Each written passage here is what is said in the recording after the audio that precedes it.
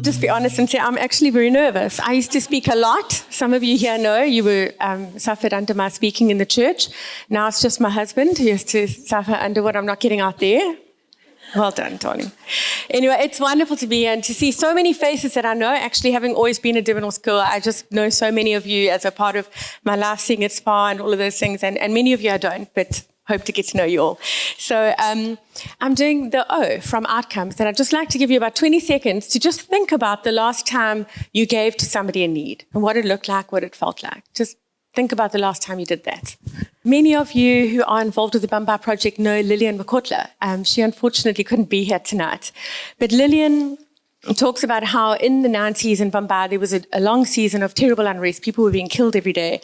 And a large global agency came in and just fed everybody for a very prolonged period of time. And whilst that was helpful, Lillian talks about how it really engendered a lot of apathy and this kind of way of people just waiting for somebody to come in and solve the problems, which sadly we still see a lot of in Bumba today. We know that a lot of help in South Africa comes in the form of handouts, and handouts can be helpful. They really can be what's needed in a situation. But what we really want to stir in your hearts tonight around outcomes is, are we really asking what the outcome of our giving is?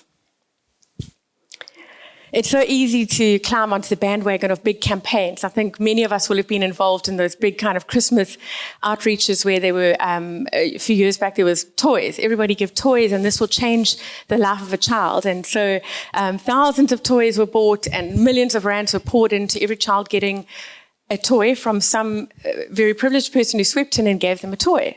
And this was meant to change somebody's life. But how did it? I wonder how those families really felt. How did that mom and dad feel maybe that the best gift wasn't even coming from them? And what did this really do for children? Now, please, if you did that, I did that. This isn't to knock anyone, but it's just to allow us to take a moment to really question, what does our giving actually do? What does it serve in the long term? We were all struck by COVID 2 years ago, and there was just such an outpouring of generosity to meet the dire need that emerged from that situation. And people who are professionals in the world of giving and outreach will tell you that any prolonged giving that goes beyond 2 or 3 months can cause different types of problems.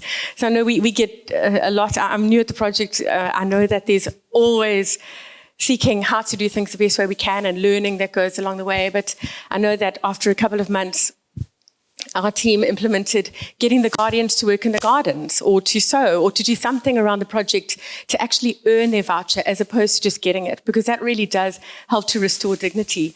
And some were happy to do that, and others just went, oh, well, there's free stuff down the road and we'll go there.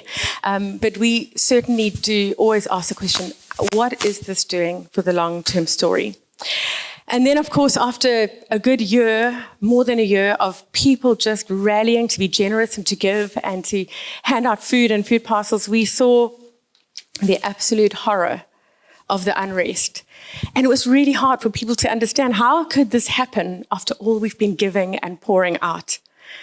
But could that have actually contributed to a sense of apathy and dependency, and actually people just looking to who's coming to solve our problem?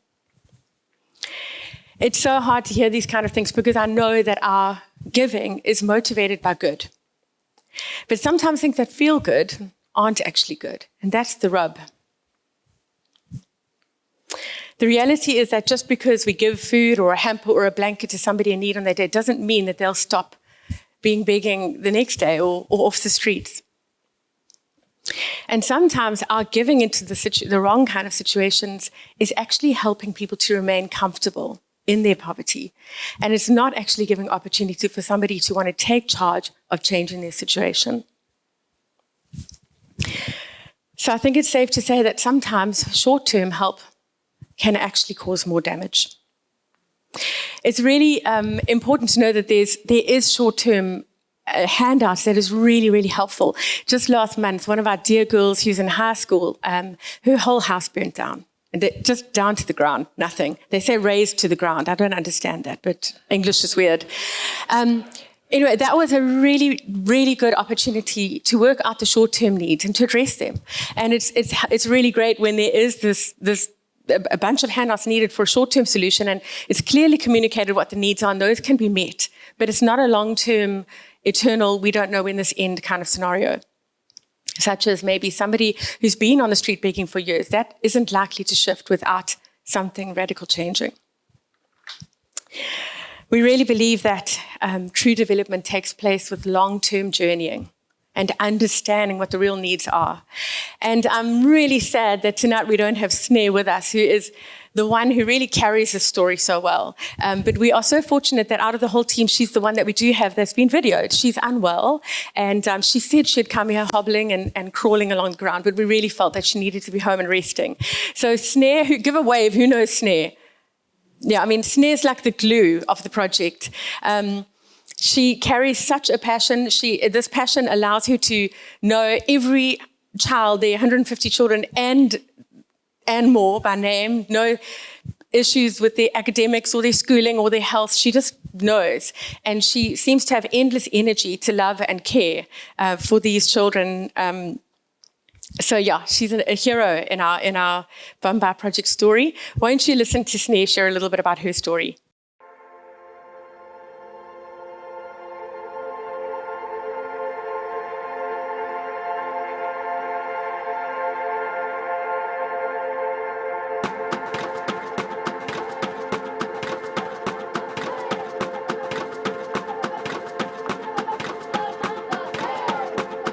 I'm Snare.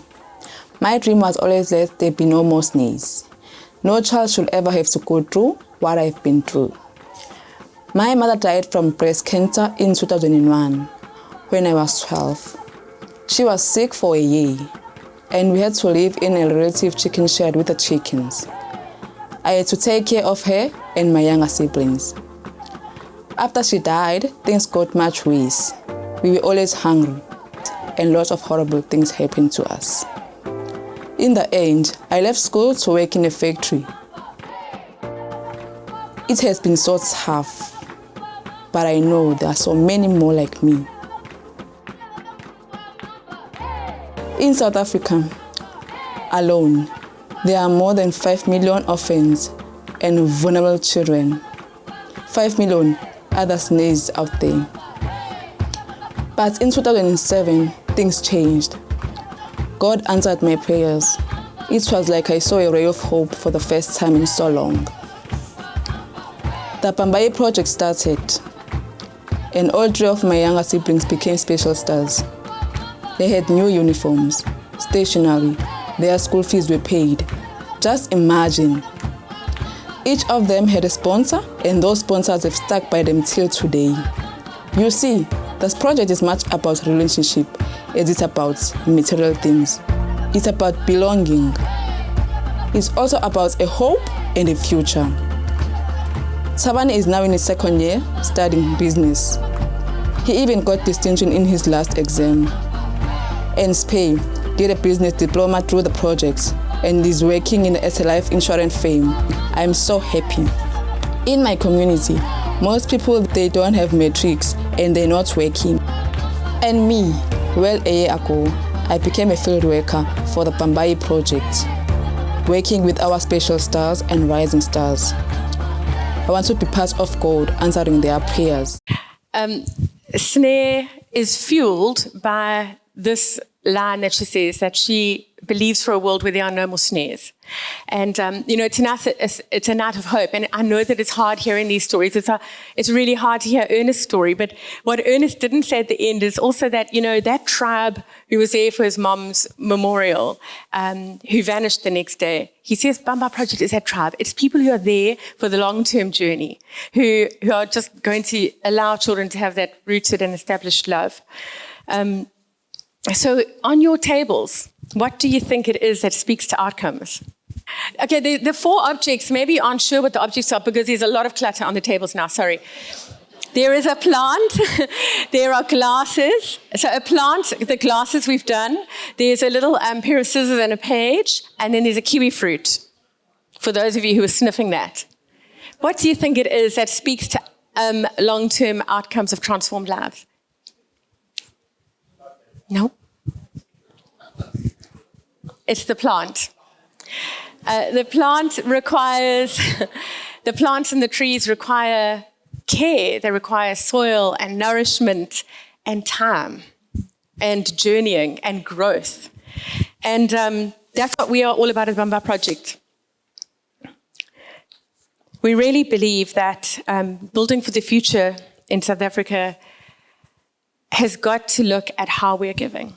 We have to look at this giving that isn't just a quick fix that can just make us feel good or appease our guilt for a moment, but it's actually intentional and is going to work towards transforming lives. Now, the team does amazing work to transform lives, and many of you here as Hope sponsors and Hope mentors also transform lives. And in this world of transforming lives, there is a spectrum of outcomes. I'm sure you all know about this. And there are, on the one hand, stories that we celebrate deeply, and then on the other hand, there are stories that are deeply disappointing. One of our celebration stories is Spear, who is Sne's sister. You saw her in the video. But she was partnered with, at the age of 11, I think she was only 11, when she met Kate. And Kate, how old were you then? No, I'm joking. But it's been a long, long journey, hasn't it? And we celebrate that she's got this degree and she's doing so well and she's got a great job. And then one of our disappointing stories is one of our mentors who invested really intentionally and hard and financially into one of our special stars. And in his final year of getting a business degree, got into a bad crowd and has completely and utterly blown this opportunity to turn his life around. And those stories are hard to hear. And they really, they can have us kind of going, well, what's the point? What if I get one of those? Then is all of this really for nothing? But these questions are good because they cause us to really grapple and to deal with the mess, because this work is messy. Remember we said hope shines brightest when there's mess around. There's a couple who run an organization in Cape Town, in the Cape Flats, and they work with heavily addicted people and gangs. And they deal with this vast spectrum of outcomes in terms of transformation. And some of the stories they celebrate as long-standing stories where people have really got their way out of this darkness and out of these negative cycles. And yet there are many who don't. They can be doing well for 4 years and then make one bad choice and be back to square one as if nothing ever happened. And it's absolutely heartbreaking. And what stuck with me as I read this man's book is that, you know, when you're working in NPO work or whatever, you want to talk about the outcomes. And how do you talk about these outcomes when so many of them aren't what you hope for? And he got to a place of realizing that he can't control the outcomes, but what he could control was himself. And he could control his ability to love people. And nothing could stop him doing that. And he made peace with the fact that he would continue to love people, and sometimes that would render a good outcome, and sometimes it wouldn't. But he was in charge of what he could do. And I know that at the project, the fuel that keeps us going is that we feel that we can give hope. We can inspire and instill hope in these children. Right now, we're faced with a family in dire need. And for those who don't know, we have 150 kids who come through every week, who we shower with love and lessons and life skills and maths and all sorts. But we have 75 of those on a more intense program where they get a Hope mentor, and they partner with somebody, and they get school uniforms and a whole lot more, really, and access to social worker help from SMAR. And this is a dad with 3 children. He's unemployed. And he's doing his best to care for these children, but it's a dire situation. The team came back really upset about this. And the automatic knee-jerk was to just put these kiddies onto the kind of more intense program and make sure that their schooling would be dealt with and that they would be a lot more supported. But they do have a dad, and we usually reserve that place for children with no parents. And so we had to grapple with it and try and look at this dad who right now is in a terrible situation, but in 2 months could have a job. Or potentially, if we offer this complete help, might not have the motivation to get a job. And so we grapple with these things all the time, but in wanting to see lives transformed, sometimes the obvious help is not the best help. And so we've got these kiddies coming in the afternoons, and we're we've signed up to give some short-term assistance, but we're hoping to get him a job so that there can be a long-term transformed life and family and situation. So what we would really want to leave you with after this grappling with the outcomes is that we would all, each of us, be a group of people who actually say, what is the potential impact of the giving that I'm about to do? So what we'd love you to do right now is just chat amongst yourselves again. Hopefully by the end of tonight, you'll be exchanging numbers and best friends. We believe that each and every person has got time, treasure, and talent. We all have either time or treasure or talent to give. Some of us are blessed to have all three.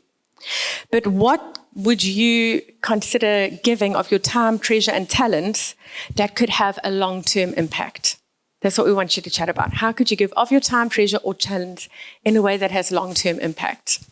And that's not necessarily for the Bamba Project, it's in whatever you're doing and whatever you're faced with.